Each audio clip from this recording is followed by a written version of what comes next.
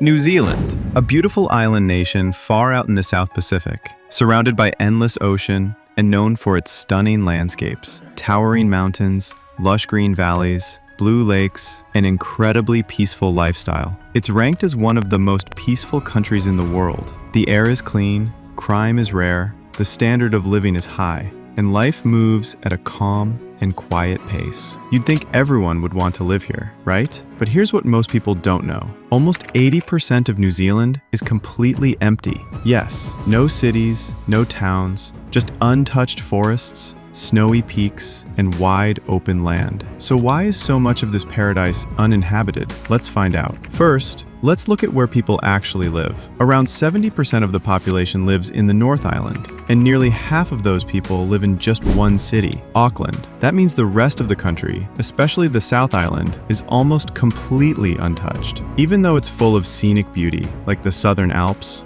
Milford Sound, and national parks that stretch for miles. Now you might wonder, if it's so beautiful, why don't people live there? The main reason is simple. The terrain is too wild. Much of New Zealand is covered in steep mountains, thick rainforests, volcanic zones, and narrow coastlines. These places are perfect for tourism and photography, but not ideal for building cities or setting up homes and businesses. It's also one of the most isolated countries in the world. Take this for example. If you board a flight from Dubai, it will take around 16 to 17 hours to reach New Zealand. That's one of the longest non-stop flight routes in the world. That kind of distance naturally limits how connected New Zealand is to the rest of the world and affects how many people move there or do trade regularly. But that raises a question.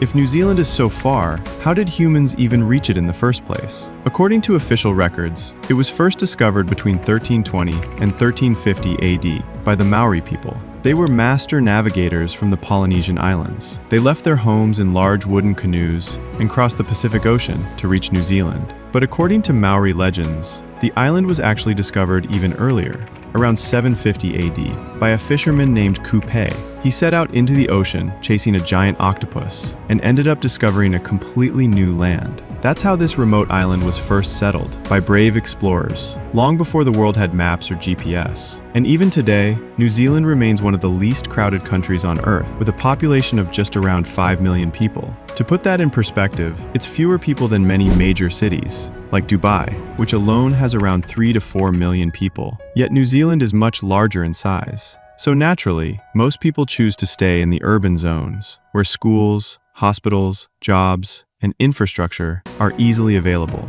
Places like Auckland, Wellington, and Christchurch became population hubs, while vast parts of the country stayed wild and empty. And maybe that's what makes New Zealand so special, because this emptiness, this untouched nature, and this peaceful isolation is not a weakness, it's a gift. New Zealand doesn't just offer land, it offers space to breathe, to explore, and to truly connect with nature. And maybe that's exactly why so many people dream of going there.